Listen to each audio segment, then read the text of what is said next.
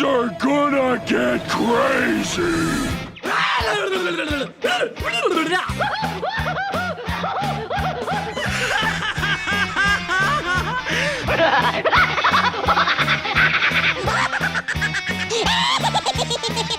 Most everyone's mad here. Hey!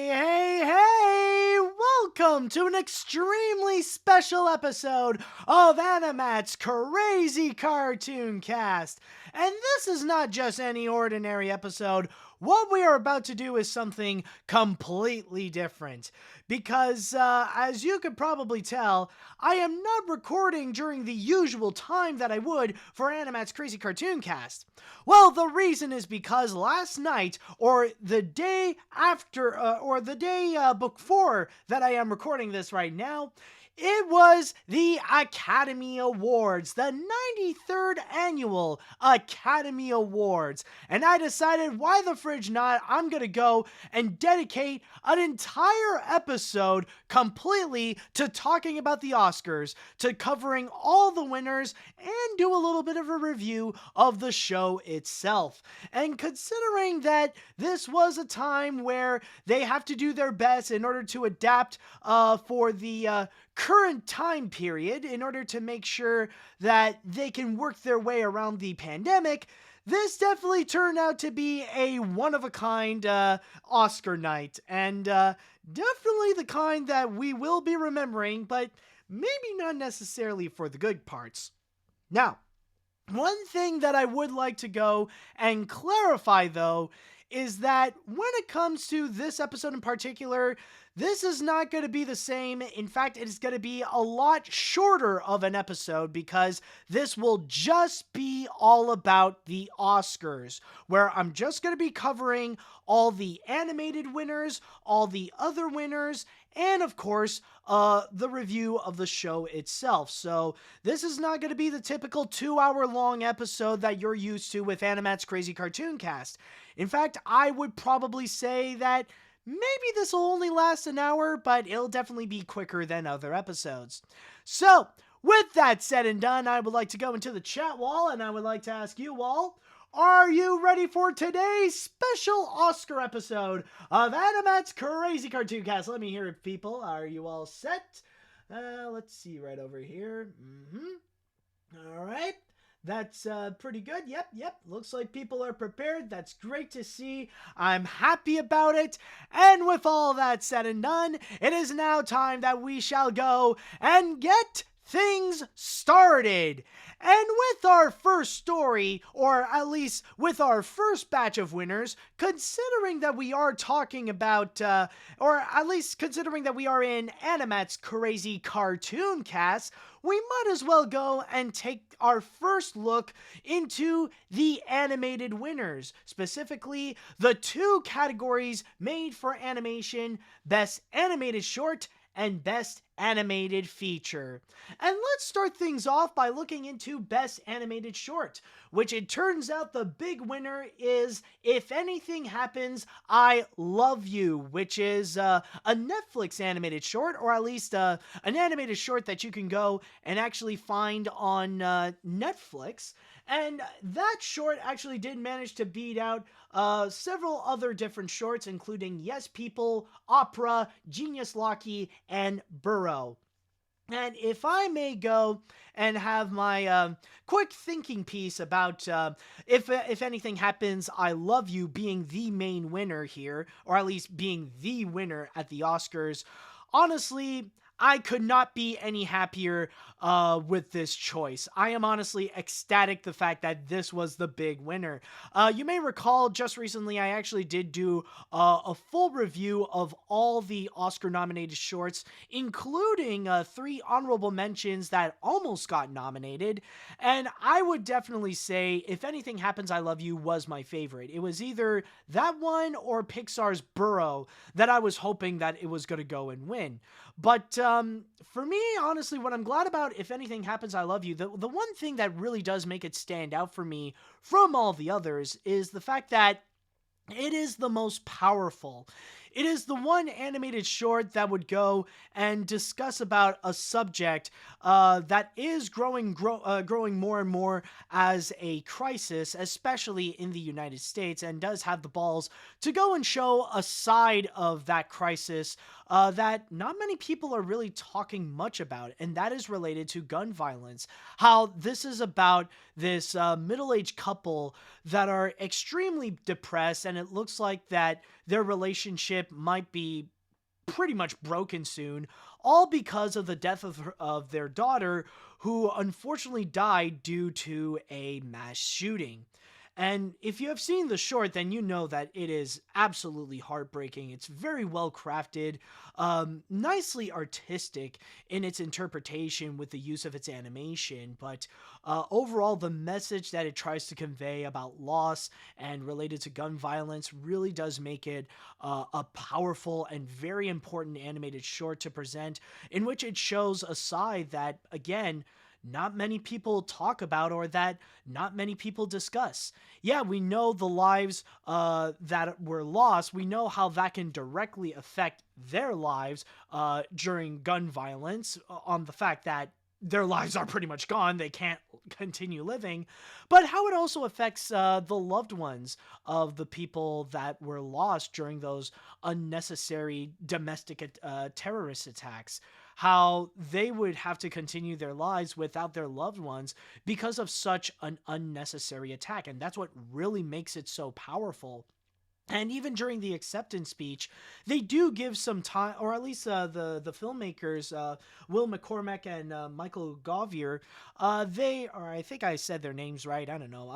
I don't know. It does happen a lot that I would mispronounce names. But anyways, when it comes to Will and Michael, when they gave out their acceptance speech, they did take some time to talk about the problems with how we are living in a society that unfortunately kind of normalizes gun violence, where you see a lot of politicians and especially conservative pundits that don't want to do anything about it. In fact, they want to fuel it even more by saying that the only response to gun violence is with even more gun violence. So honestly, for me, this is why I feel like that short really does stand out from the rest, and I definitely do agree that that one in particular definitely deserves the win.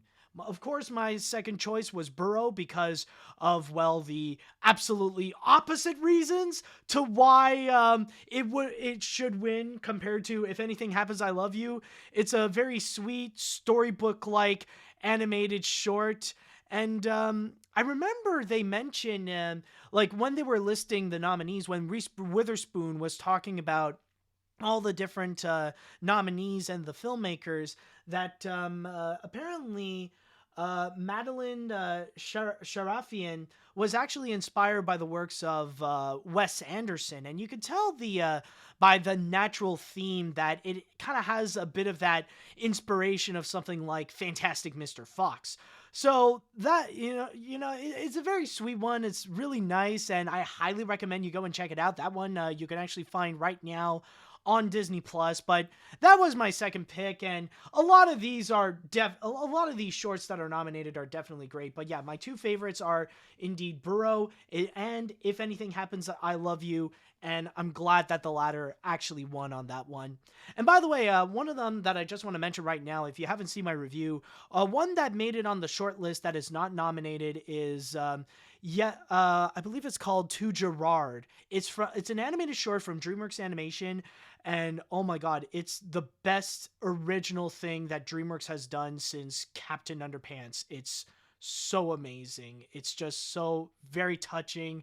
A lot of fun to watch, and I highly recommend it. But anyways, that's just the animated shorts category. And then we got the big one, though, in terms of animation. And, well, let's be honest, it's really no surprise about which one actually won. Of course, it is Pixar's Soul, winning for Best Animated Feature, where it managed to beat out Onward, Over the Moon, A Shaun the Sheep movie, Farmageddon, and Wolfwalkers. And by the way, there's a little bit of a recent historical aspect when it comes to Soul's win. this actually does give Pete Docter his third Oscar for Best Animated Feature, or just his third Oscar in general, since he previously got one for Inside Out and Up.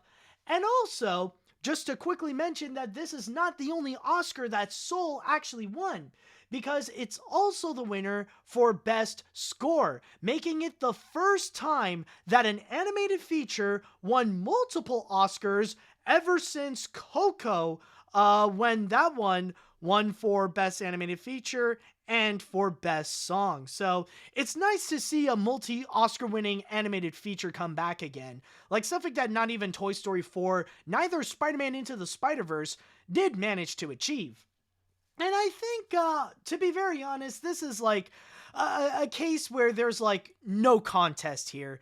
I mean, we all know that it was the big battle between Soul and Wolfwalkers. And even at that, we all know very well that when it comes to the Academy, they are not ready to go and give an Oscar to a foreign animated feature, especially for the Best Animated Feature category. The only time that they have ever done so is during the infancy of the category when they gave it to Spirited Away, and that was it. The rest were all for mainstream, mostly American animated features. Like, rather it be from the Disney and Pixar ones, or Rango, or Happy Feet, or Spider-Verse, or anything like that. Like, almost all of them are American. So, of course, Soul would have to be the big winner in this one, but still, it is a well-merited Oscar, considering that it's not just one of the best not only one of, but possibly the best animated feature of 2020, but it is also one of the best Pixar films in at least a long, long time.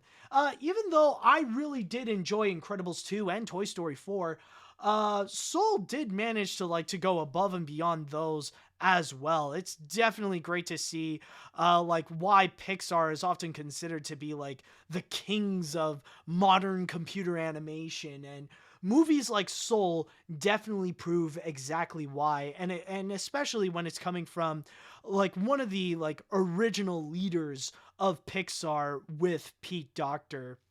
And really just everything about it just really stands out, rather it be from like the realistic style of animation that they would portray every time we would go see like Joe in New York City, or if they would go in The Great Before and enter into this abstract world and really conceptual, like this very conceptualized idea of like how souls are created, finding their personalities, and before that they would become actual people into the real world. It's beautiful the way they portrayed it, and that is only regarding the animation itself.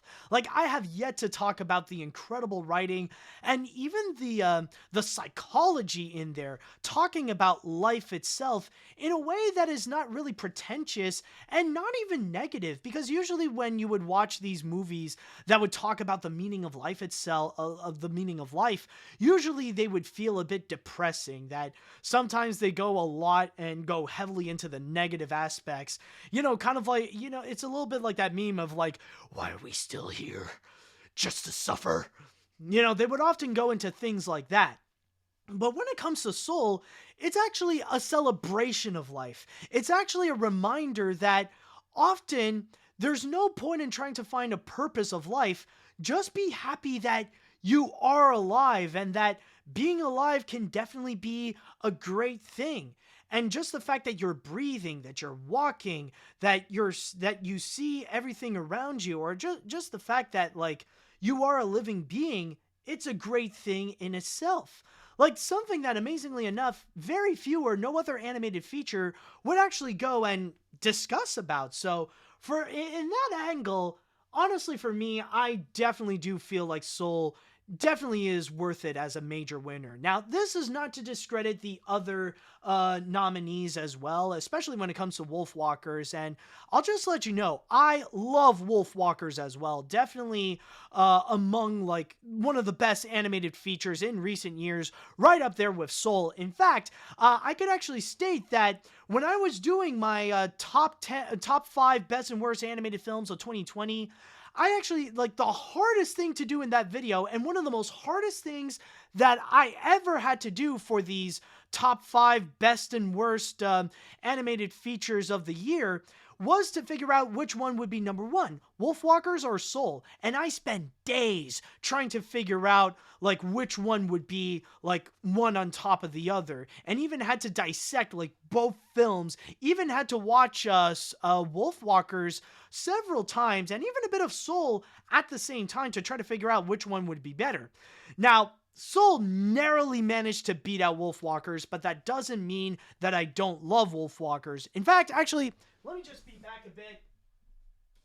One thing that I have done, actually, inspired by the recent review that I have done with Yoshti, I actually bought The Art of book, and it's actually a very fascinating book to check out. If you love the movie, then you definitely need to go and check this book out.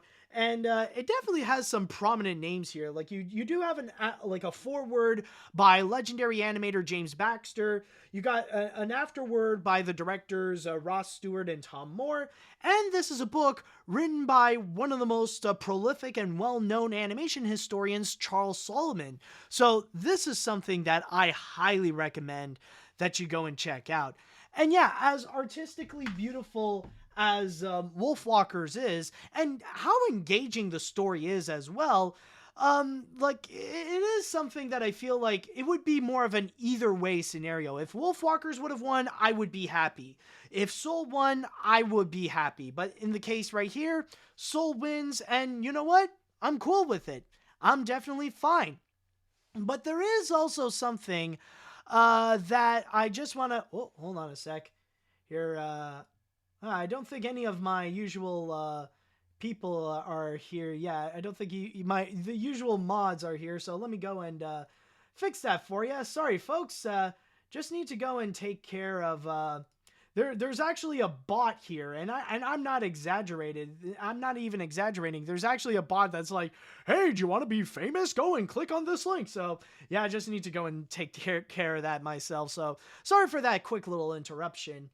But with that said, though, there is also something that I want to try to go and make a bit of a statement, because this is something that I don't know if I have seen it a lot on social media today, but I know that this is something that I've seen so much before the Oscars, where there are just so many people that would go, "Oh, there we go. I got one of my mods that are here. Okay, thank you, JF." But anyways, one thing that I just want to mention, I just need to go and quickly make a comment regarding the common complainers when it comes to Best Animated Feature. You know exactly the ones that I am talking about, where every year you always got a group of people that would be constantly complaining about Disney and Pixar always winning the Best Animated Feature category, where it almost feels like all the time it's either Disney or Pixar that would walk away with an Oscar for Best Animated Feature, and we would see the same complaints happen again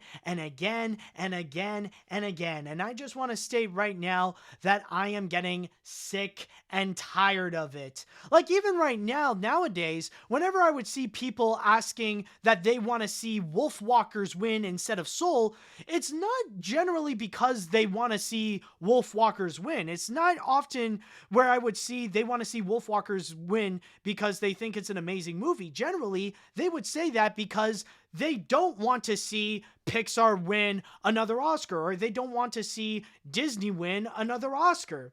And honestly, when it comes to these people, like, I just need to tell them that it's time you gotta stop, okay?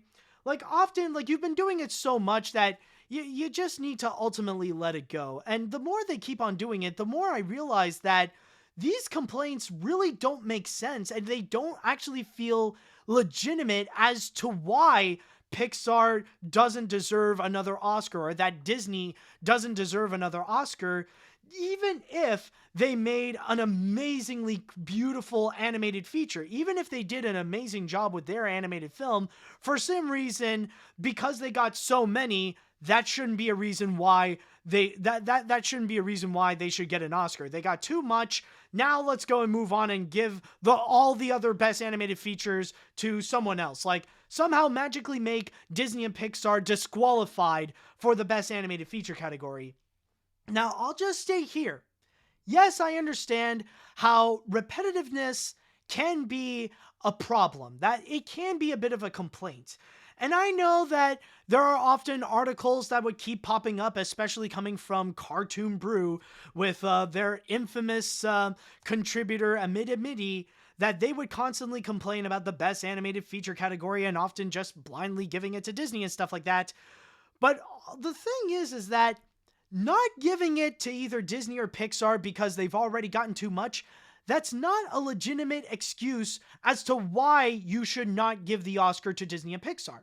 Because I'll give you a sports example to explain what do I mean.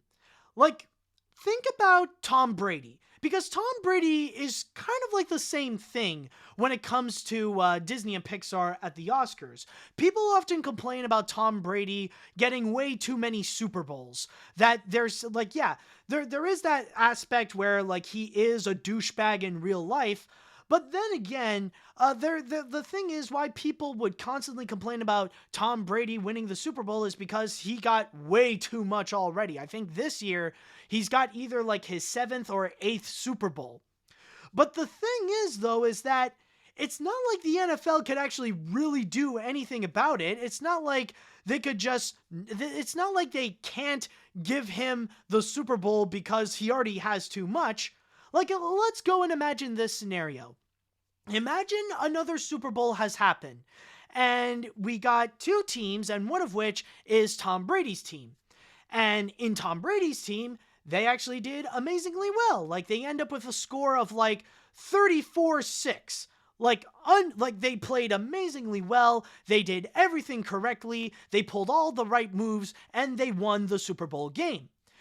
At that point, would it make sense for the NFL to say, well, that team has Tom Brady, and Tom Brady already has too many Super Bowls, so let's not give it to him, and we'll give it to the other team just to give it some variety? Would that actually make sense? No, because that would just be flat out ignoring the performance that they have done and the hard work that they've actually put into it in order to go and get that trophy. And it's the same thing with Disney and Pixar when they would go and make their animated films and have them compete for Best Animated Feature. Like, they would put in as much hard work onto their animated films as much as the other studios like DreamWorks, Sony, Illumination, and all the others. Like, they would put their hard work into it, and they come out with such fantastic results often.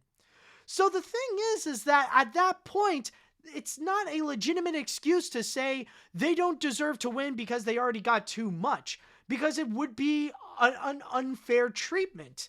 And also, another thing that I want to go and point out, that there is this massive hypocrisy when it comes to these people that would complain about the Oscars and complain about Disney winning way too many Oscars for Best Animated Feature and stuff like that. The problem is that whenever, and this is not just for those complainers, but people who would be very antagonistic when it comes to award shows as well, there's also a massive problem with them. Because ironically enough, it's kind of weird to see that they would put enough energy to go and complain about these award shows like the Oscars, and yet at the same time, in that same breath, they would go and say that they do not care about award shows. That somehow award shows mean absolutely nothing to them. It means diddly squat. Which honestly, it makes it absolutely confusing.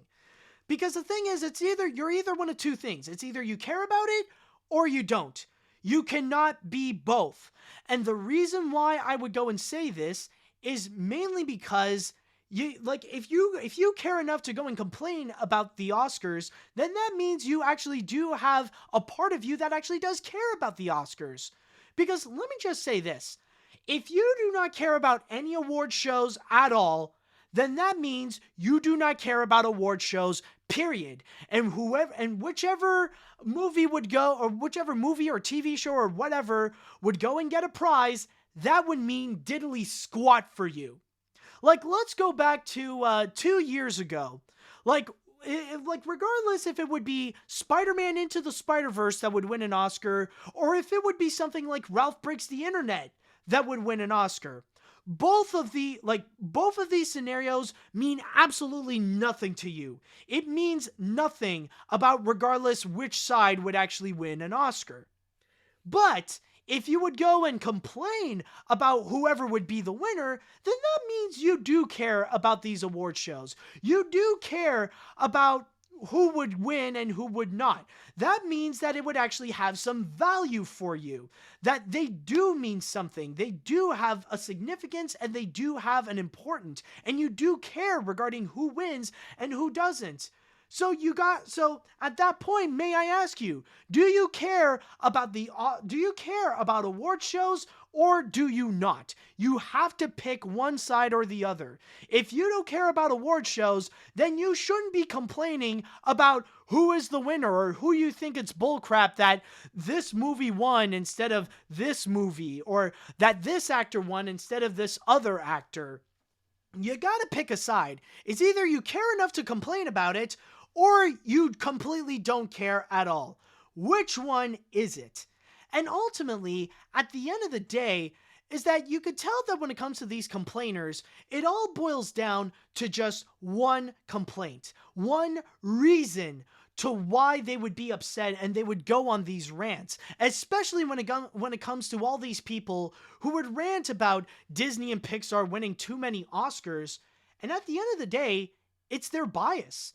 Like, yes, I do agree that there is some evidence and there is some receipts that do show that the Academy doesn't care about animation, or that the voters don't necessarily care a whole lot about animation. And by that, there is that problem, but you could tell that a lot of these people who have issues with Disney or Pixar often winning the Oscars, that they are bad faith actors. It's not really about the integrity of the Oscars, or the legitimacy of who deserves to get it or not, or anything like that.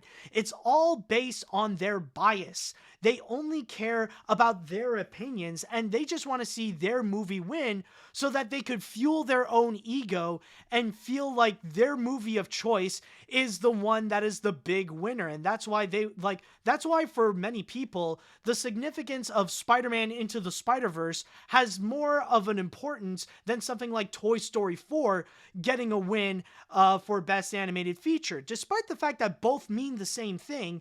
But for the case of Spider-Verse, a lot of people feel like that has more of a significance because it fuels their own bias about their love for Spider-Man Into the Spider-Verse, gives it an extra reason why they think it's superior than some of the other animated features released during that time. And in the case of this year, you could tell that a lot of these people are just bad faith actors because they just want to see their bias live on the big, live in front of their television or stuff like that.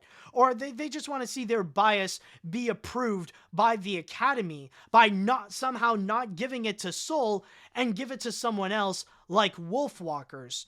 Now, keep in mind, as I say all this, I am not saying this to slam anybody's opinion. If you think Wolfwalkers is better than Soul, or if you feel like Wolfwalkers deserves the Oscar more than Soul, you're free to have it. That is actually perfectly fine. That's that's your opinion. You stand by it. That's perfectly fine. You can have whatever opinion you want. I mean, it doesn't matter if it's popular or if it's unpopular. Whatever opinion you may have, that's perfectly okay. But the thing is, I know this is kind of a lengthy rant, but if there's one phrase that you should go and take from all this, is that you are entitled to your opinion, but your opinion should not make you entitled. So in the case of Soul winning over Wolfwalkers, just because your movie of choice did not win, that doesn't mean that there is a problem with the Academy.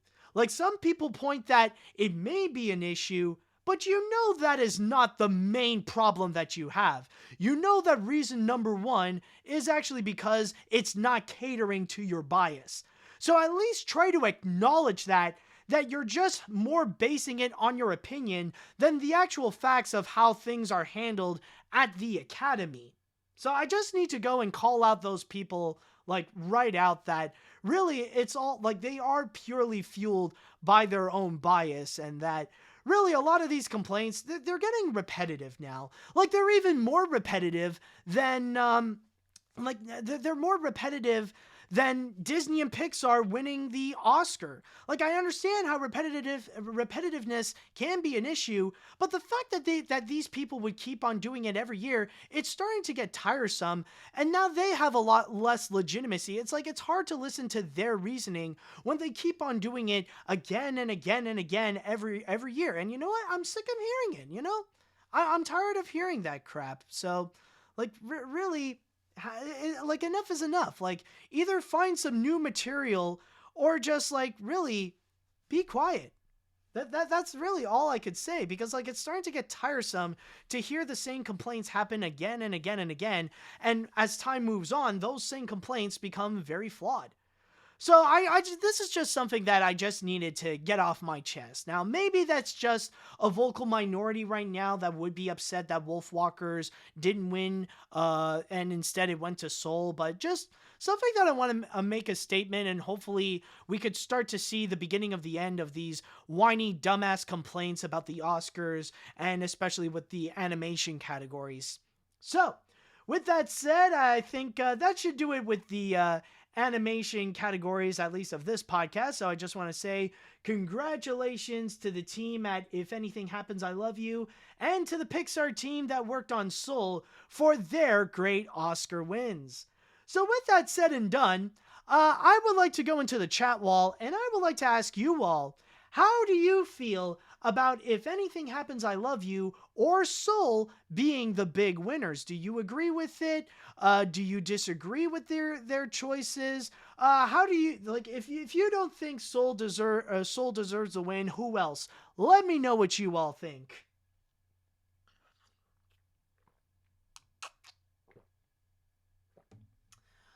Okay, let's see, what else do we have here? As much as Wolfwalkers was the better film, in my opinion, I could definitely say that Pixar actually deserves the win this time around compared to last year's fiasco with Toy Story 4. Yeah, let's move back to what I previously talked about, folks. Congratulations to the brilliant Pete Docter and his crew. Let's see now. While I personally preferred Over the Moon, really?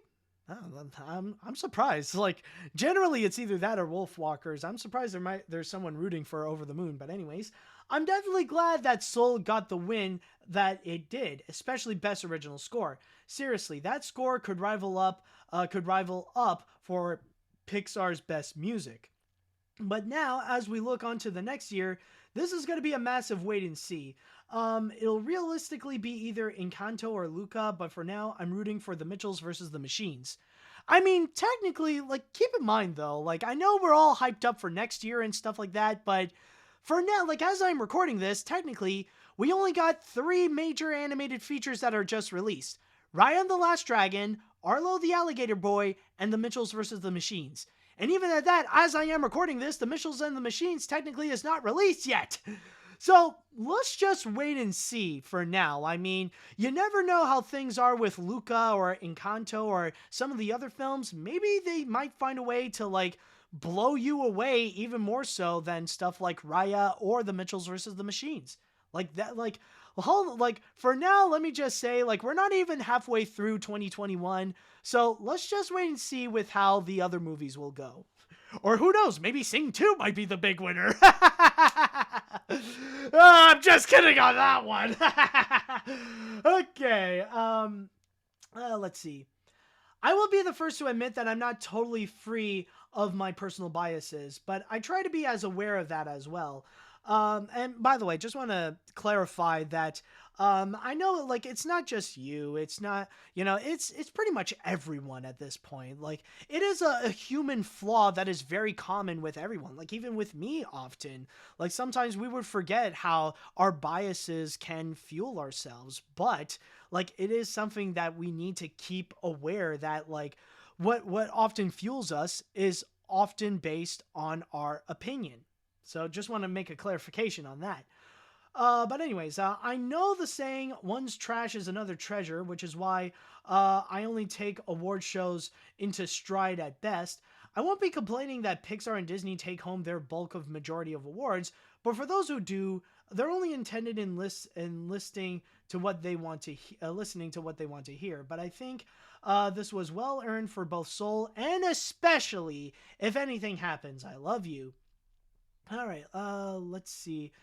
Soul definitely deserves both the Oscar for Best Animated Feature and especially for Best Score. And Matt, I hope you feel better real soon. Don't wear out your voice too much. I am doing what I can, and even just before starting this podcast, I actually did make a doctor's appointment, and they did tell me to wait and see how things go because I just finished my antibiotics. So by that point, it's either things can probably get better and you'll hear my voice be clear and be beautiful by the next episode of AniMat's Crazy Cartoon Cast. That, or worst case scenario, I do have my doctor's appointment next Tuesday, so I got it all planned out. All right. Anyways, let's see what we got here. Let's see. All I have to say is good choice. To those fanboys, watch the episode of It's Always Sunny called The Gang Tries Desperately to Win an Award. It's a funny episode where they try to win an award. Oh, really? I thought it was about taxes. Anyways, but for short, oi!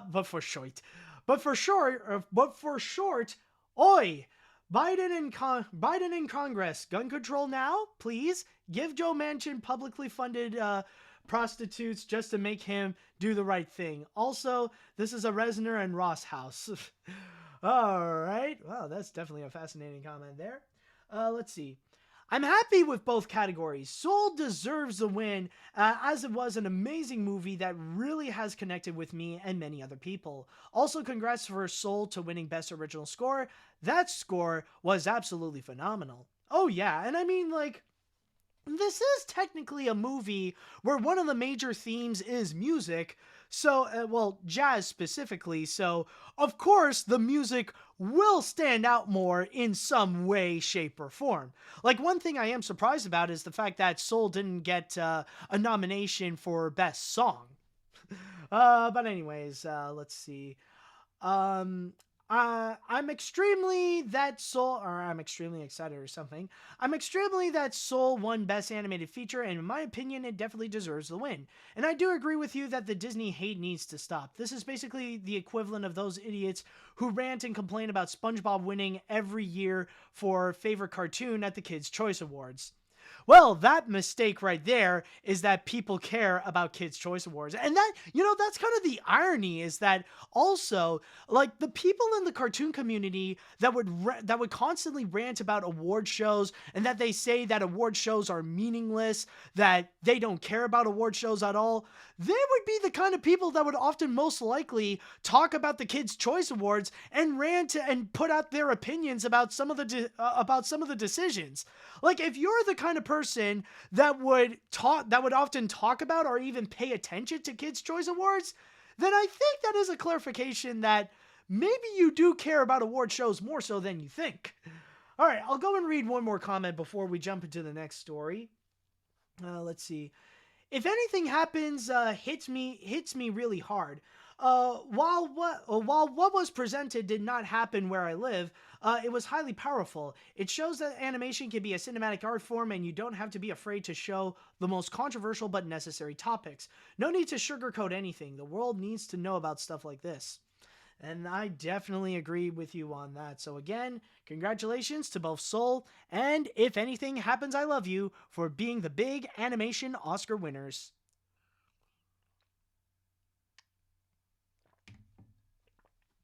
All right, so Now, with this section done, it is now time that we are going to jump onto the live action winners, meaning we're going to see every single other winner. And I actually got my Wikipedia article here, which does discuss about all the different winners of this year's Oscars and even listing down all the nominees. And we actually got a pretty interesting year so far in terms of winners. In fact, it even states here that this is the first time ever since 2006 that a movie in which in terms of how many Oscars a movie won, the most that it ever got is just 3. And that's mainly because a good batch of movies actually won 2 Oscars. It's not just Soul. So, of course, technically the big winner this year is actually Nomadland, which actually won for Best Director for Chloe Zhao, for Best Actress for Frances McDormand, and, of course, for Best Picture. And as for the other winners, the ones that got 2, we got The Father, which, let me just go and double check. The Father, I believe it won for, let me just check, there's one that I forgot it won. It actually won for Best Adapted Screenplay, and it won for Best Actor for Anthony Hopkins. We also got Judas and the Black Messiah, which that one won for Best Original Song for Fight for You, and it also won for Daniel Kaluuya's performance for Best Supporting Actor, playing the role of Fred Hampton. We also got Ma Rainey's Black Bottom, which that one won for Best Costume Design as well as for Best Makeup and Hairstyling. We also have Mank, which that one has the more artistic wins, in which Mank won for Best Cinematography and for Best Production Design. And then finally, we also got Sound of Metal, which of course won for Best Sound, as well as being the winner for Best, let me double check on that. It also won for Best... Oh, what the fridge? Hold on a sec. Did I miss it somehow? Yeah, okay, I did. Hold on a sec. I might have gone a little too high. Yeah, it won for Best Sound. It won for something else. Ah, yes! It also won for Best Film Editing. And the other winners this year also include Tenet for Best Visual Effects. We also got, where is it? We also got Two Distant Strangers winning for Best Live Action Short. We got Colette winning for Best Documentary Short Subject. We got My Octopus Teacher winning for Best Documentary Feature. Excuse me. We got the Danish film Another Round winning for Best International Feature Film. We got Promising Young Woman that won for Best Original Screenplay. And finally, we got Jung Yoo Chung, which won for Best Supporting Actress for Minari for her performance as Sunja. And on a quick side note, I would like to mention that when it comes to Jung Yoo Jun, her win is actually very significant for being the first ever Korean actress to win an Oscar for Best Supporting Actress. And we actually got a whole bunch of very fascinating winners here.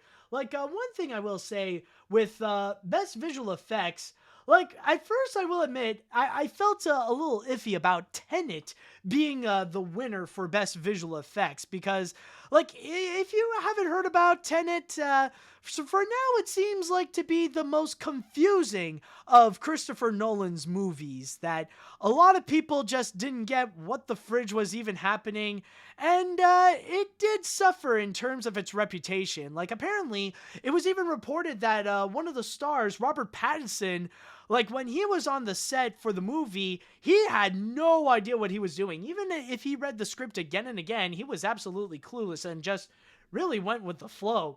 So I asked on Twitter, like, if it was actually legitimate, and a lot of people who have seen it actually did agree that if there is one thing that it did deserve is Best Visual Effects, because apparently with the kind of movie that would have like this whole concept of time, like apparently it did amazingly well with its visuals. Even if it is something that it doesn't really make sense, it seems a little bit confusing, but at least it definitely is a great looking film. There's also a few that I would like to go and quickly talk about. Like one example. Oh yeah, Mank winning for like some of them. Like I said, winning for some of the artistic awards for like best production design and best cinematography. Well, I guess considering that Mank is the movie that did receive the most Oscars this year with 10, then it should be no surprise that it would walk away with a few Oscars. And especially when it is the kind of movie that really wants to pay homage to like the old days of Hollywood, to like black and white Hollywood filmmaking. Then yeah, it would make sense that they would go and do it, give the award to best production design and best cinematography, with the way that it wants to be a throwback to the golden age of cinema, especially when it is the kind of film that it is a movie about making movies, which is something that the Oscars has often been known to be heavily biased about and show a lot of great love for movies that are about making movies, especially with Mank, which is about the making of what is known to be one of the most important movies of all time, Citizen Kane. So yeah, like definitely it seems like something that would be absolutely worth it. Let's see what else we got here. Well, we also got, I will admit, Best Original Song was actually a pretty tricky one. Because, like, you got a lot of these songs that are very powerful, that they do have this great message, especially when they are attached to movies that do talk about some powerful social commentary, like regarding racism and civil rights. Especially like when you have songs that are from movies such as One Night in Miami, or The Trial of the Chicago 7, or Judas and the Black Messiah. Like, it's often a bit of a gamble. It's hard to really predict which one would actually be correct. And ultimately, going for Fight for You, okay, that does make sense. It's a pretty good song, pretty smooth to listen to, has a great commentary on it regarding race and civil rights. So honestly, Fight for You, honestly, I do agree with that. So that definitely is a solid pick right there. Also, one that I do find to be one of the most interesting wins would have to be Colette winning for Best Documentary Short. Because if you guys don't know Colette, it's not regarding the short itself. Because, yeah, it is a fascinating documentary that talks about this 90-year-old woman that is a survivor of the Holocaust. And really does show, like, it emphasizes how women helped out during World War II. But the one thing that stands out about Colette, it's not about the short itself, but actually where it came from. And believe it or not, this is actually a bonus feature from the virtual reality game Medal of Honor Above and Beyond. So it's pretty interesting to see a short that originated from a video game actually winning an Oscar for Best Documentary Short. So I'm sure the promotion for Medal of Honor Above and Beyond, I'm sure like they'll find some unique ways to say like, come buy our game. We got an Oscar winning short. Like technically this game got an Oscar. It's not necessarily for the game itself, but it's for something. Let's see. Well, then we got, I guess you could say, as much as Best Animated Feature is actually predictable, so in a way, so is Best International Feature with Another Round. Considering that you do look at some of the other awards and the other nominees, and you notice that for Best Director, Thomas Vinterberg was also nominated for Best Director with Another Round. So with that nomination right there, I think that is a clear indicator that it would win for Best International Feature Film. Like, if that's often a major indicator, not just for Best International, but also for Best Animated as well. If you see that movie be nominated in other categories, then there's a very solid chance that would mean that's going to be the big winner right there. So yeah, definitely with Another Round. Yeah, definitely with Another Round, predictable, but really good on Denmark for actually getting their Oscar on that one. Then we also got Let's see. Well, there are some surprises when it comes to the screenplays as well, especially like when you got this year that has such a wide variety of different winners. It does make it pretty unpredictable. Like, this is not the kind where one movie stands out above the rest. Like, this is the kind where it would spread into different ways. Like, honestly, Best Adapted Screenplay, I felt like it was kind of a surprise. Like, I was thinking, like, considering that I knew Nomadland was going to be the big winner, I thought it would also get Best Adapted Screenplay, but ultimately, it actually went to The Father. And even for Best Original Screenplay, like, I thought they would probably go with some of, like, the bigger, more civil rights style movies, like maybe go with either Judas and the Black Messiah or go with The Trial of Chicago 7, but no, the winner actually went to Promising Young Woman, so that was also a bit of a surprise right there. Then moving on up, like, you do have a bit of a variety. Like, of course, diversity really did stand out this year when it comes to the supporting actors and actresses. I already talked a bit about Young Yoo Jun winning the Oscar, so definitely great on her for getting that win. And then you also got, well, like, for me, I will admit it was a bit of a surprise because with all the hype that they gave to Maria Bakalova, like, I thought she would get the win, but no, honestly, like, either way, like, either if it's Maria or if it's Yoon, I would be happy. So, nice for Yoon Yoon Jun for actually getting the win, and especially for Korea feeling like they were major winners. It's kind of like a bit of a repeat from last year when we had when we had Parasite, like, making Oscar history and really being a big representative of Korea for, like, actually swooping the Oscars. So it's nice to see that making a little bit of a comeback. And even with Daniel Kaluuya making his win for Best Supporting Actor, that was definitely a really nice one. And especially with his performance in Judas and the Black Messiah, that, like, he really gave his all on that one. And it's amazing to watch Daniel Kaluuya's career, like, really rise up really quickly. It's almost like ever since Get Out, like, his popularity got a massive boost, and we see him in more prominent movies where not only was he in Get Out, but also being in Black Panther and even being in Judas and the Black Messiah. Like, he definitely is one of those actors that you need to look out for. So, definitely great on Daniel for actually getting that win over there. But then you got the main ones, like for Best Actor and Best Actress. And I think among all of them, this is the biggest surprise over here. Like, holy crap. Now, for Best Actress, it is true that it has been reported that it was a bit of a mystery, and you never know who could be a big win, because, like, even when you look into the other award shows like Golden Globes, the SAG-AFTRA Awards, or the BAFTAs and stuff like that, it went to a variety of winners. Like, it would either go to Carey Mulligan or Andra Day or Viola Davis or Frances McDormand, but ultimately it actually did go to Frances McDormand. And I mean, for a big movie like Nomadland, it's not really that surprising, and especially with someone who is as prolific and very talented as Frances McDormand, I think that's honestly something that I cannot complain about.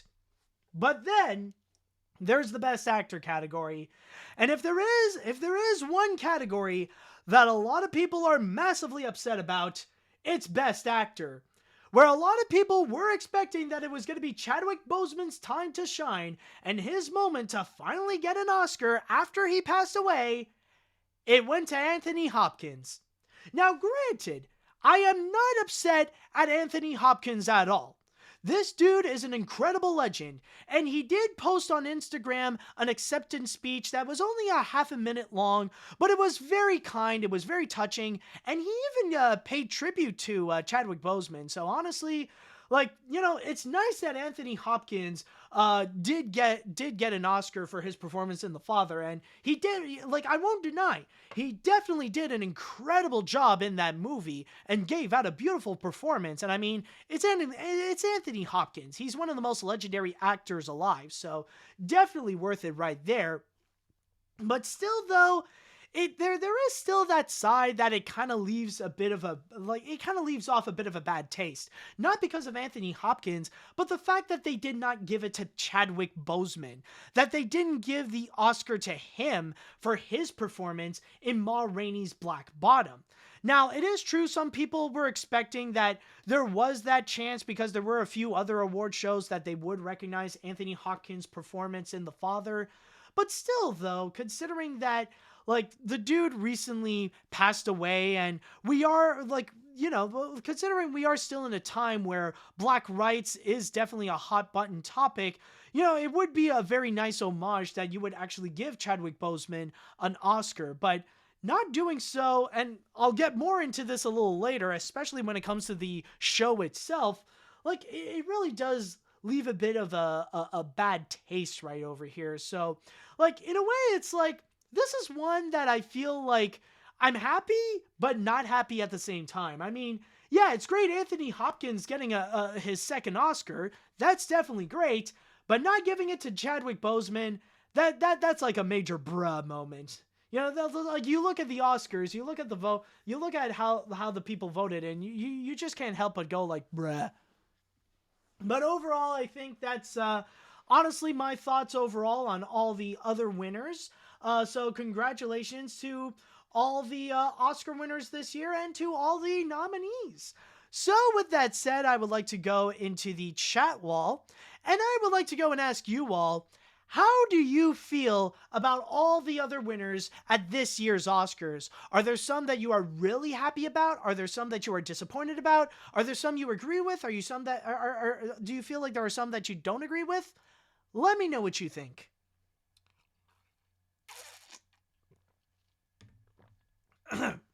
Okay, let's see what we got here.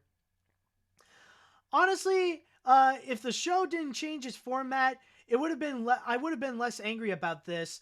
But with them announcing it last after Best Picture really made me mad. I'm gonna cover that much later, so don't you worry, sit on tight. Oh man, the meat of this podcast episode is about to come. Let's see. Nice for Odin to pay tribute to Black Panther. Rest in peace, Chadwick. In my opinion, I still don't get why Mulan 2020 got nominated. Yes, it has some nice visuals, but man, it was so boring.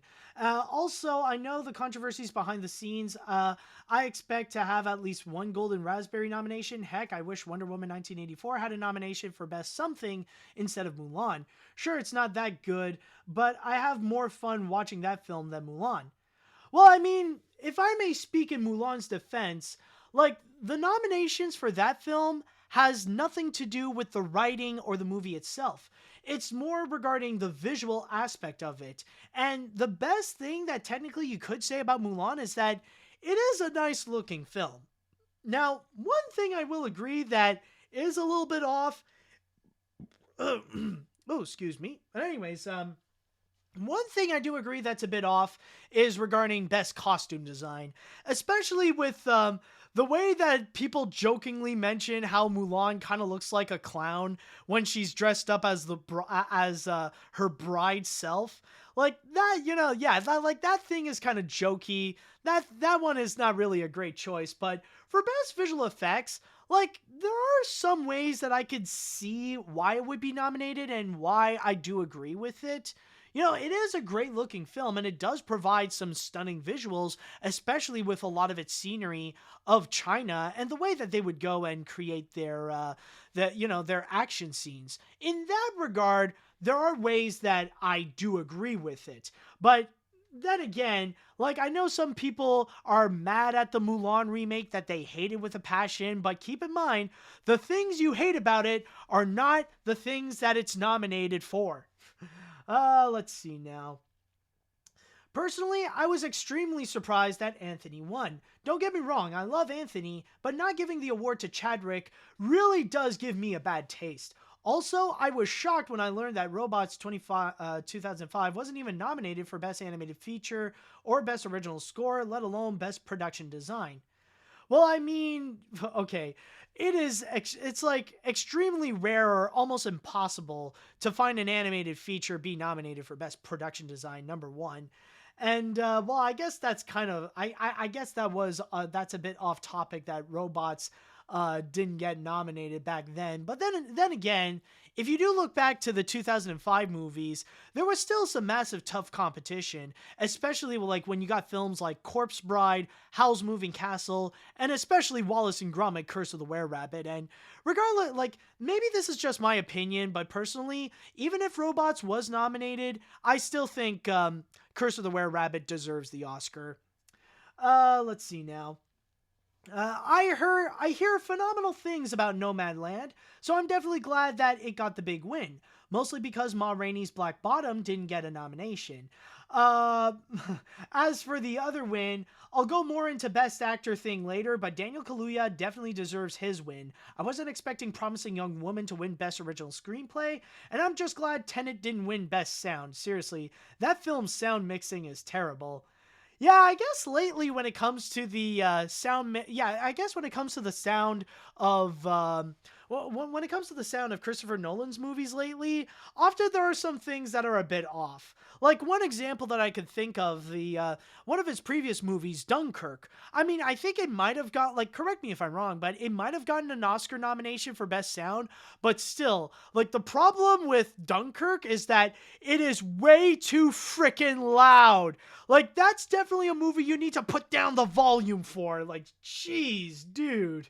So yeah, I'm not really that surprised that it did. So yeah, even in here, was it even nominated for Best Sound? Hold on a second. Let me double check in here. Where is that Best Sound? Oh, it did. Oh, it didn't even get nominated then. Okay, well that's, yeah. So I guess it does show.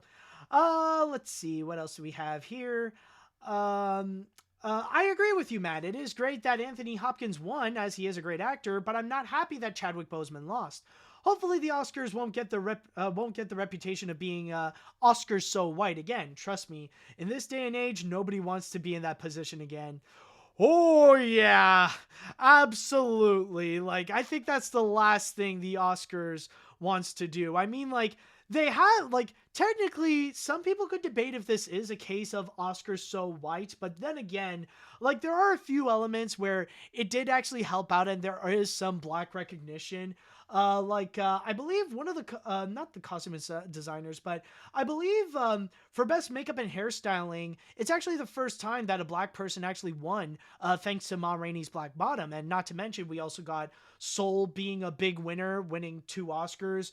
And especially like when you got John Baptiste getting that Oscar as well. And even, of course, Soul winning Best Animated Feature. And then you do also have Daniel Kaluuya winning Best Supporting Actor. So there are some ways where it's like, yeah, there is some black recognition, and even some, there's some recognition from people of color, including Young Yoo Jun winning Best Supporting Actress, and even Chloe Zhao having that extremely rare really rare moment of not just a person of color, but a woman of color actually winning Best Director. So, like, they did decently. Like, the Oscars, admittedly, they did decently well with they did decently well with the diversity aspect, but I don't know if it's something that would be like Oscar so white worthy. Let's see what else we have here. I'm honestly happy with most of the wins this year. However, for me, Best Actor was the one that truly made me angry. It made me wish that it was another slip up like La La Land or Moonlight, like from a few years ago. Yeah, you wish, but nah, I think the Oscars this time around are a lot more careful than that. Let's see. It's really nice to get some black recognition this year, along with people of color winning some awards this year. Let's hope this continues for next year. All right, I'll go and read one more comment before we jump into the next one, or the grand finale. Actually, I'll read 2 before we jump into the grand finale of the story of this little special. I feel sorry for Boseman and his wife, especially that the Oscars brought her there for nothing. There were surprises like cinematography and Best Actress, but Best Actor is shocking for me. I know Hopkins acknowledged it this morning, so it knows that it's not his fault, so I'm blaming more on the Oscars. I hope Boseman's wife is okay from all this. Yeah, honestly, Yeah, like I said before, it's a case where you shouldn't blame Anthony Hopkins. It's more the Oscars' fault in this case for really that major slip up, especially the way that they presented it. Finally, we got. I don't think that Hopkins wasn't worthy for an Oscar or anything, but the snub for Chadwick was not cool. But we will each be remembering Chadwick's legacy in our own personal ways as we continue to fight for Black rights and more ethnic diversity in film, which we should just have anyways, no question. As for other wins, congrats to everyone. Yeah, exactly. So in this case here, there are some surprises, there are some snubs, but ultimately, the best we could say is congratulations to all the winners this year.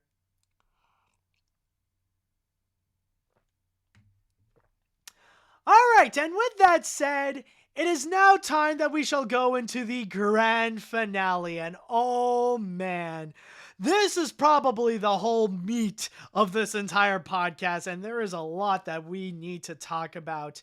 And that is regarding the show itself.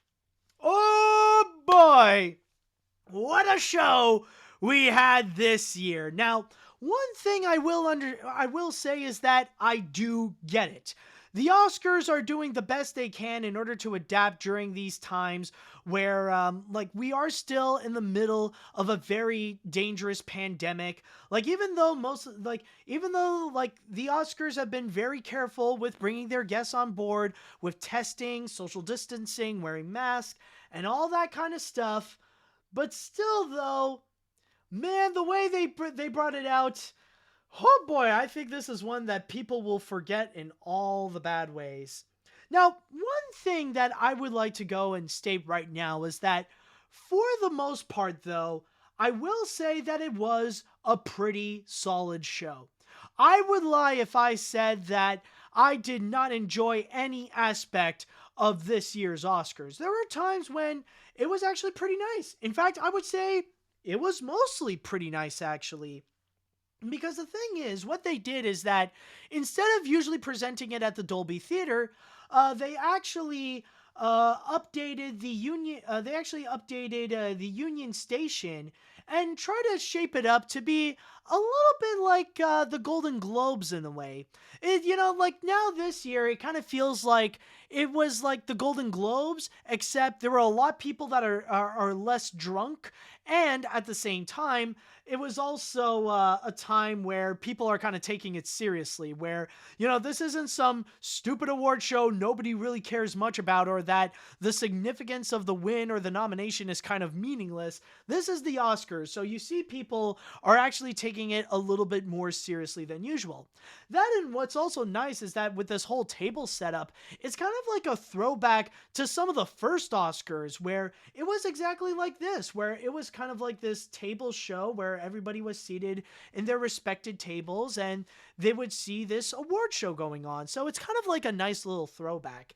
And I will say, it is kind of tacky the way that they tried to present it, because the thing is with this year's Oscars is that they wanted to present it in the same way they would, to make it look like a movie. That even in the beginning, the way that they started things out was a little bit like an opening similar to something you would find in a Quentin Tarantino film, especially with the titles popping up. It's like the 93rd Annual Academy Awards, featuring all these presenters like Harrison Ford, Joaquin Phoenix, Rita Moreno, and all those people. And on top of that, in order to also go and capture the feel, it's also the frame rate. I know it sounds weird, but instead of the usual 30 frames a second, they would actually go and present it as if it was 24 frames a second, in the way that the movements are a lot more reminiscent to how people would move in movies instead of how you would see them in real life.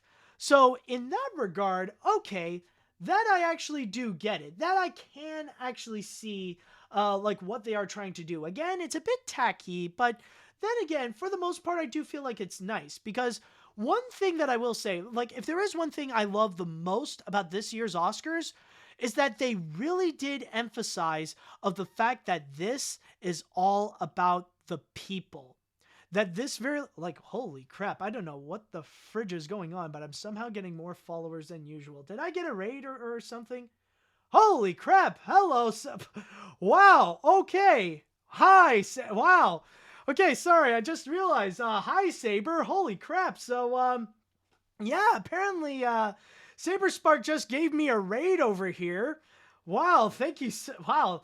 Thank you so much, dude. I was not expecting that, but okay, so that's what's been going on. So if you're only listening to this and you keep constantly hearing about the dings, yeah, this is why. So if you're all in here, so yeah, thank you so much, Saberspark. But yeah, if you guys just came in, you just entered into the good part of this podcast where I'm actually going to be talking about and doing a little bit of a review of the Oscars show. So anyways, yes, as I was talking about, yeah, the one thing that I do actually love about this year's Oscars is that the thing is that they really do emphasize that it really is about the people, and that every time, not all the time, but for the most part, when they would go and list the nominees, they would also add in a little bit of an extra trivia about the people that are actually nominated.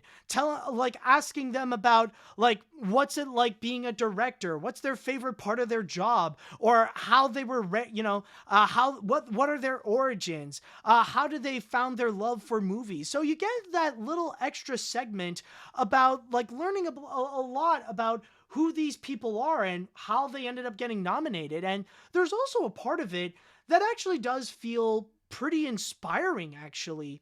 That it is actually pretty nice, and it is inspiring in a sense where, like, for aspiring filmmakers especially, that you would learn about these people who got nominated, like they started out like in a small way, or that they watched a movie that they grew up with, and and here they are now being nominated for one of the most prestigious awards in movie history. So that was actually a very nice thing, and I really did appreciate that. It shows that there is a lot more respect this year for the people, more so than most other years, especially, like, in a way, they kind of replaced the tacky and cringeworthy talk show style, like, gimmicks that they would constantly do, like, whenever, like, Ellen or Jimmy Kimmel would be the hosts. And from there, they would go and, they would switch that up with actually be more about the people that are nominated, and even a bit of the presenters as well. Like, one cool thing that I want to mention, like, this is one moment that I will say has stood out not only for me, but also for not just for me, but also for many animation fans, is with Reese Witherspoon. Because she was the one this year that would go and present the animation categories for animated short and animated feature. And for a little while, like, before she would get into the best animated feature category, she actually talked about a bit of her origins and her inspirations.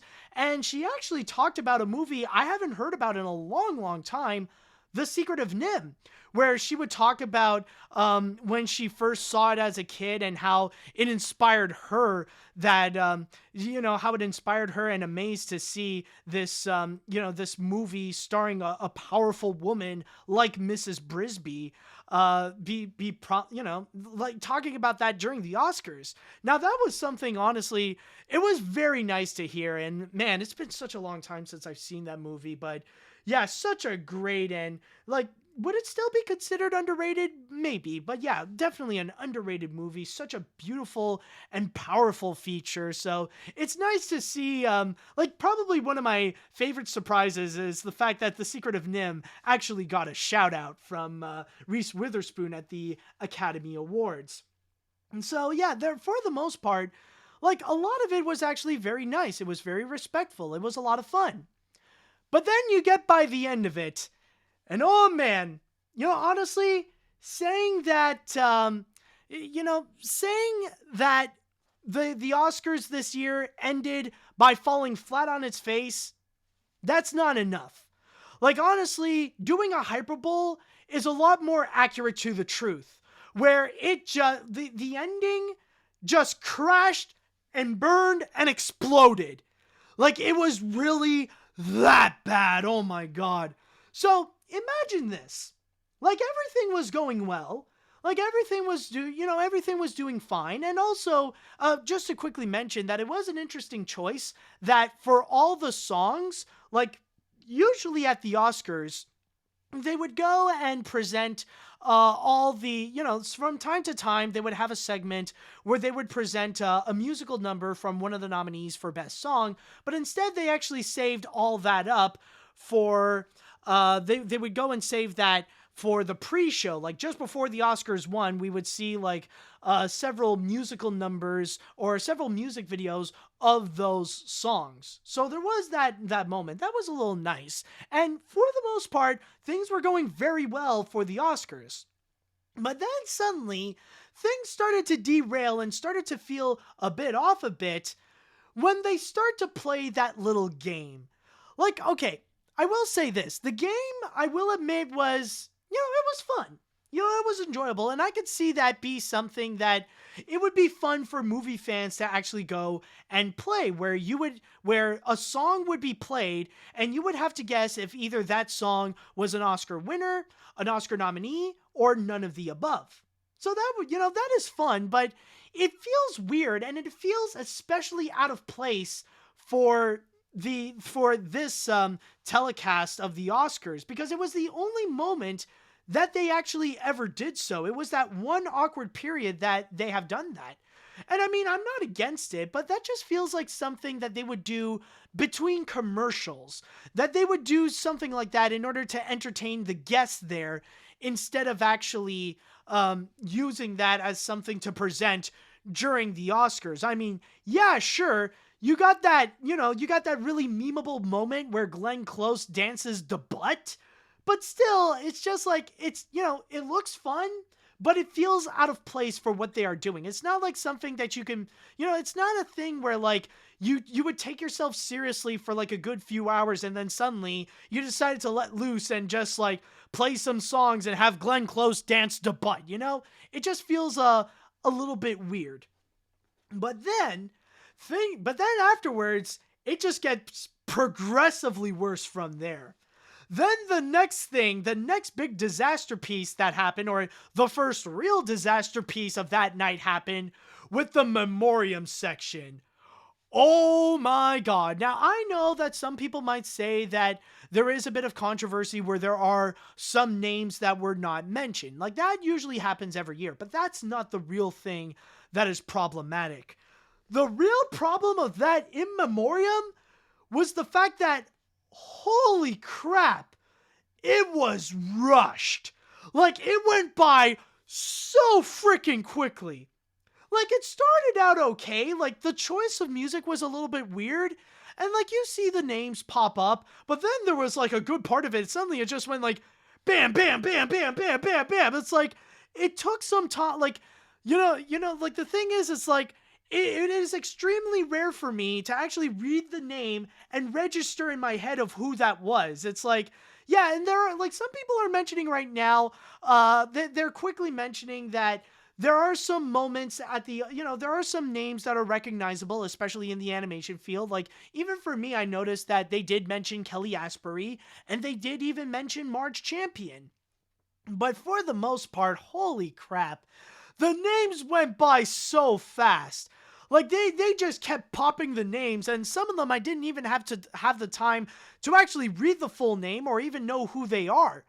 Like, it went by so quickly that the music that they would play during that memoriam section, it might as well be Flight of the Bumblebee. Like, it really was that rushed.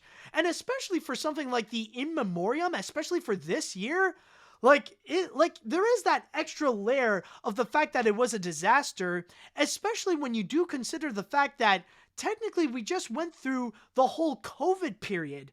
Like, we just went through it. Like, you'd think after an entire pandemic that there would be this lovely and very respectful style of memoriam where it would be like, okay, it was a very sad 2020 was an extremely sad year where, as I'm recording this, more than 3 million people around the world has unfortunately passed away. So maybe they'll do something nice for this year's Oscars. A little bit like last year. I think it's last year, either that or the year before, where they brought in Billie Eilish doing that lovely rendition of the Beatles Yesterday. Maybe they'll do something like that. But no, they gotta dish it out. They're like, doom, doom, doom, doom, doom, doom, doom, doom, doom, doom. Here are the people that passed away. All right, let's move on to the next number. Which, in a way, yeah, like some people are saying it in the chat wall. They're saying it best that it just really makes it feel tasteless. And the one thing you cannot do in a memoriam section is to make it tasteless. Like, it adds that extra layer of that bad sense, and it feels very disingenuous that you just throw away your memoriam section just like that. Oh, but you think that's bad? You think that is bad? Oh, things suddenly turn for the worst, where I'm just going to say right now, it's probably going to be a little bit debatable if this would be the kind where maybe this might be up there with the La La Land incident. And you know very well what I mean with the La La Land and Moonlight incident. So from there, suddenly, like, the show kept on going. We're near the end. And then suddenly, Rita Moreno suddenly come in, and she just says, "Hey everybody, here's Best Picture." And I was there watching it, and I was like, wait, what? We're doing it now? But we're not done. Hold on a sec. We're not finished yet. Well, like, we still got a few more categories. Why are we doing Best Picture now? And I was like, no, they're like, they can't do it. It's like, I was thinking maybe they're going to do like some of the previous years and they're just going to highlight the categories, just talk about these movies a little bit. But no, what they've done here is actually completely different, where unlike many of the other years, they decided that Best Picture is not the last category. And from there, that's when they would give it to Nomadland. And I was like, okay, so, like, I was like pretty shocked. I'm still shocked right now that they still took themselves seriously in the fact of not giving Best Picture last. It was kind of weird, honestly. So yeah, that moment, oddly enough, it actually did happen. So at that point, I was thinking to myself, okay, you know what? That makes sense. All right, I get it. So I see where they're going with it. Put Best Picture right now and put the actors categories last, because you're going to have Best Actor and you're going to have an epic finale with Chadwick Boseman winning the Oscar. Kind of putting in like a perfect conclusion to his career and to his life, Okay, in that regard, that makes sense. And then suddenly the Best Actors category comes in. And first off, we got Frances McDormand getting the win, which I already stated was a big surprise. And what's even more surprising than her win was actually how short her acceptance speech was, where all she did was actually do a little quote of Macbeth and then just walked off, which is kind of surprising how short her speech was compared to how big the category is for Best Actress in a Leading Role. And by the way, that's also another thing I almost forgot to go and mention is regarding the acceptance speeches, because you could tell there is a massive difference to this year compared to how things are last year. And the big difference being that you don't have that orchestra that's telling the winners to go and hurry up with their speech.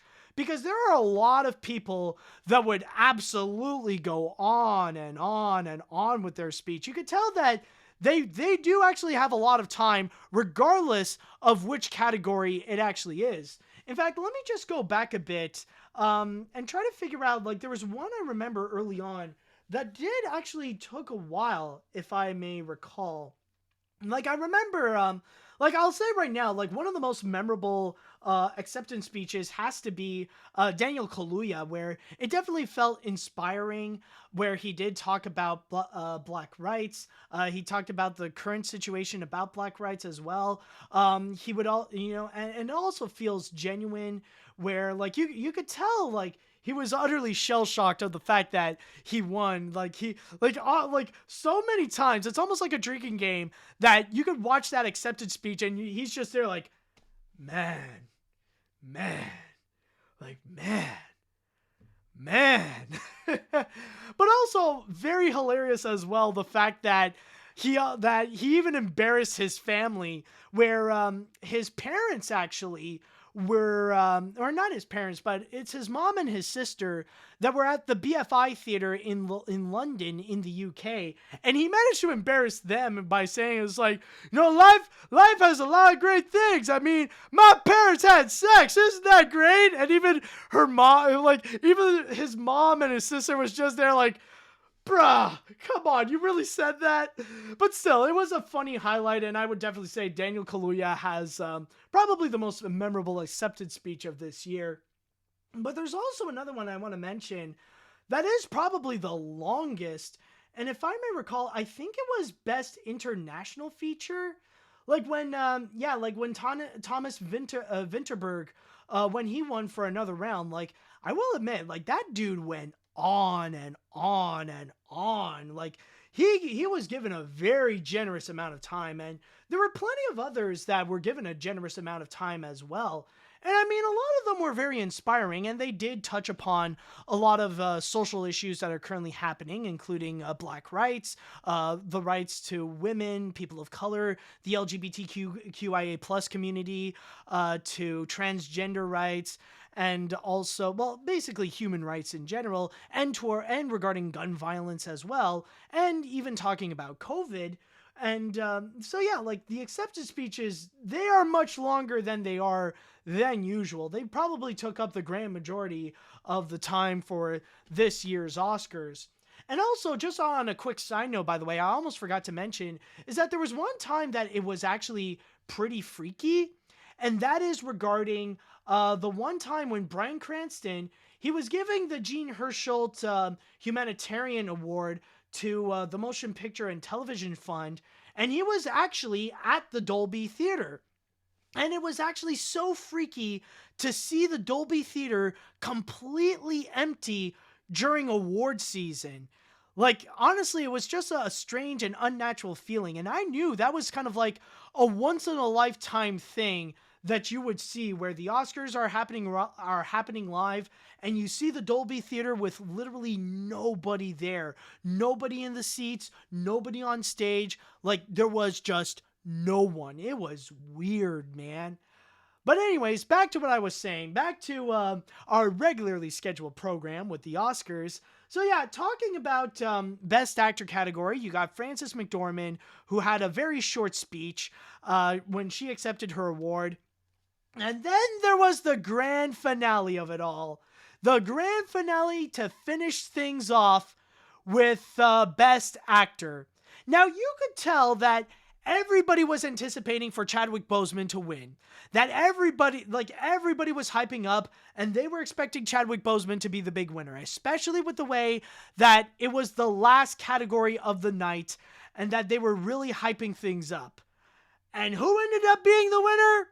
It was Anthony Hopkins, who was not even there. And it ended off the Oscars on an extremely awkward note, because it was building up the hype. It was just, people were anticipating for Chadwick Boseman's win.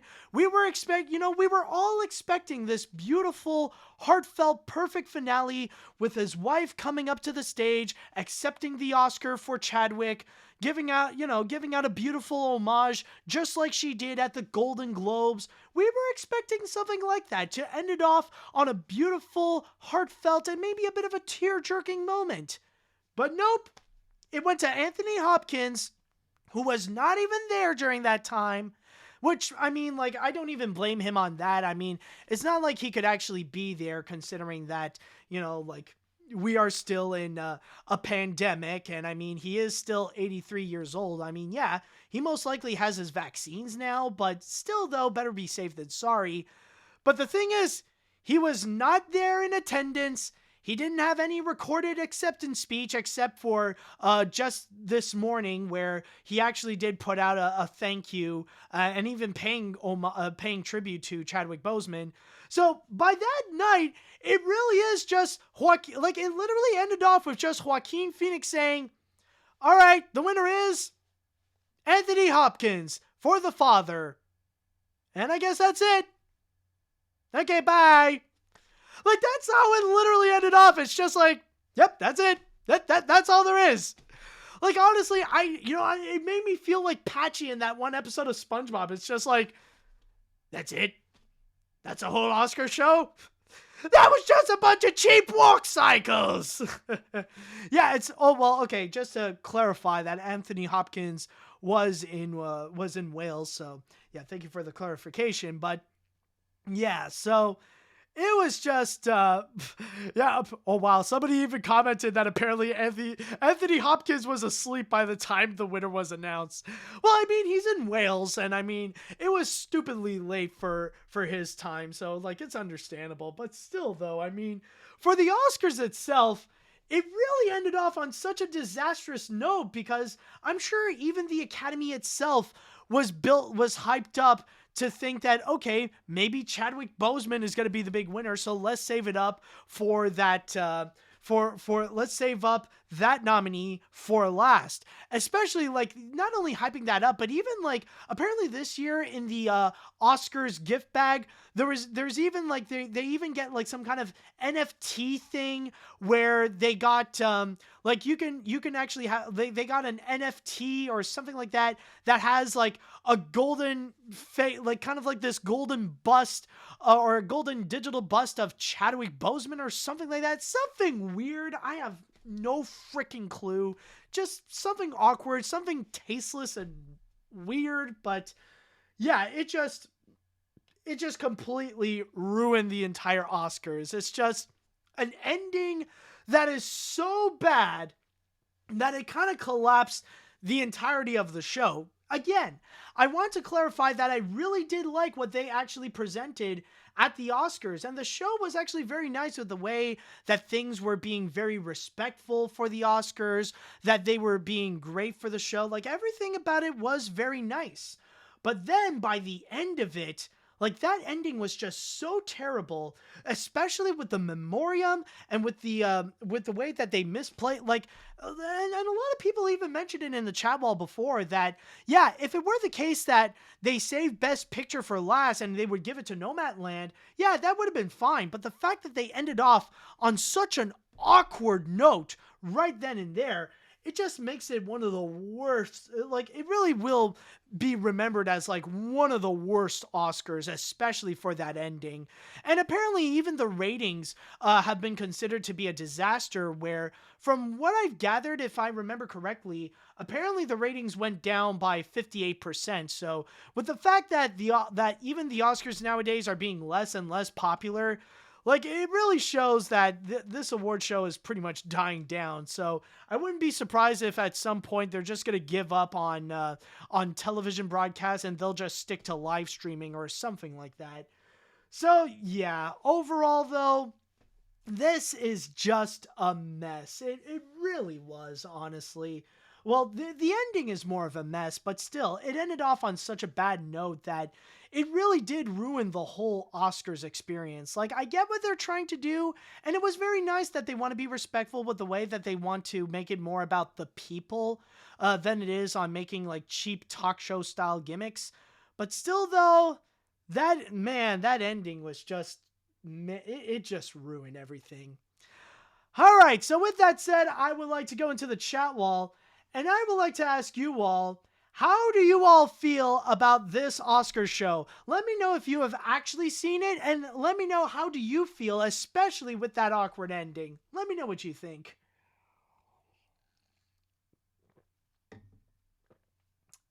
Let's see. I'm mainly gonna focus on the Best Actor thing, since that gave off major SpongeBob cast introducing sicko mode at the Super Bowl vibes. Oh yeah, it's kind of like that. Yeah, that is a lot like that.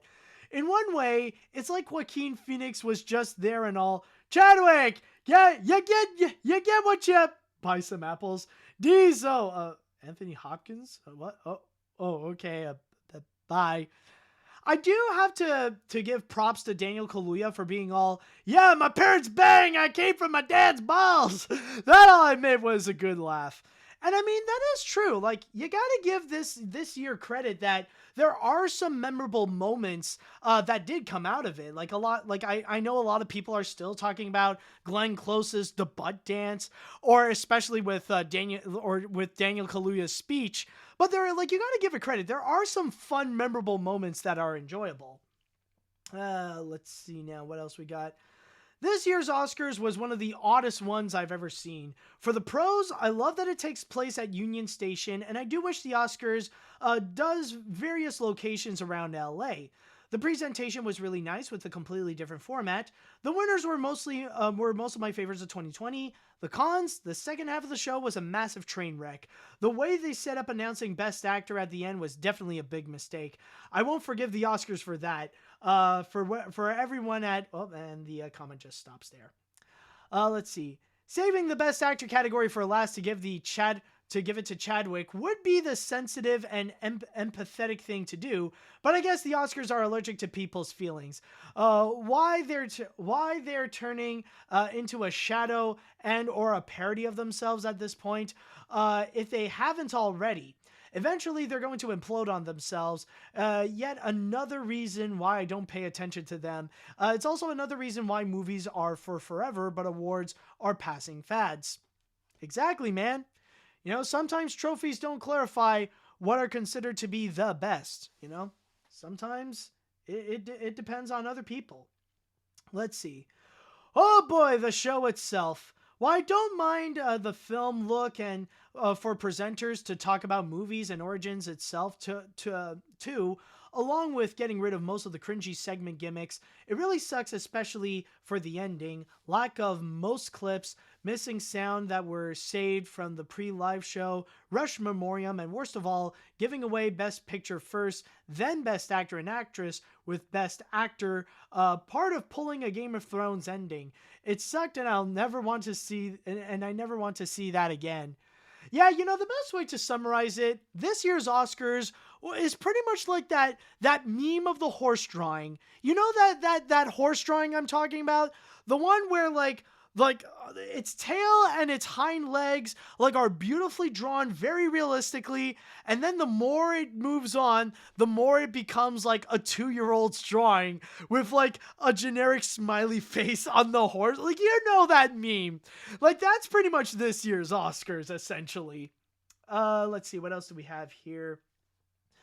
Who else? Can you fix whatever you're... Oh, no, someone... Oh, okay, it's a reply to someone else. It seems to be a new thing that Twitch is doing, that they're now doing replies directly. Interesting. Let's see. Saving Best Actor category for... I literally just read you. Sorry about that. Yeesh, I haven't seen the Oscars show, but describing what you said, the Kid Choice Awards were better than this. At least with KCA, they know their target audience that they were appealing to, and they knew the type of events, music, and other activities that they knew how to properly end their shows. Who was this Oscar show meant to appeal to? Well, I guess they're trying to do it for movie fans, but then again, I will say this. You know, I don't think I'm going to be blaming the Oscar presenters with how things ended. You know, I'm not going to blame the people that are running the show, because they have stated every year that nobody knows except for like a small group within the committee of the Academy that they know about the winners. So probably the people running the show, they were also expecting that Chadwick Boseman would win Best Actor, but ultimately that did not happen. So, like, in a way, it's not really their fault, but then again, egg was definitely on their face. Let's see, what else do we have here? This year's Oscars was one of the oddest years, with putting Best Picture before Best Actor was so bad. They should let the Muppets to host an Oscar, or having a blood battle for Best Picture in order to get the ratings up. Yeah, you know, like, honestly, just do it, man. They need to do that. Like, if they want to bring back the whole host thing, get the Muppets. Literally, all the presenters, all the hosts, nothing but Muppets. Might seem like a weird idea, but then again, it's what the Oscars might need, honestly. Like, yeah, they want to be all like uptight and take themselves seriously, but then again, it's rare nowadays to see much people take the Oscars seriously, especially with the stupid crap that they pull off. So honestly, yeah, if there's anyone that's going to help the Oscars out, it's definitely going to be the Muppets. Let's see. I think I'll go and read one more comment before we cap this off here. Overall, the show was fine, but the ending was just a disaster. Boseman really did deserve that award, and the fact that Hopkins got it really did disappoint me. He was incredible in The Father, and even just as good as Boseman's performance in Ma Rainey's Black Bottom, but they knew the right thing to do was to give Boseman, and they didn't. All I can say is that the Oscars better learn from this and never do this format again. Yep, and I think it is safe to say that just yesterday, the 2021 Oscars is definitely one of a kind in many different ways. And I think with that said, that should do it with this special episode of AniMat's Crazy Cartoon Cast. And I will admit this actually went on a little bit longer than I expected. So with that said, I just want to thank everyone for joining me on this, and also a major thanks for Saber Spark on that massive raid. That was a massive surprise. And so with all that said and done, I would like to say thank you all so much for listening. Thank you all so much for watching. And until next time, see you later, dudes. Oh, wait a minute. Nope, wrong one. Sorry. See you later, dudes.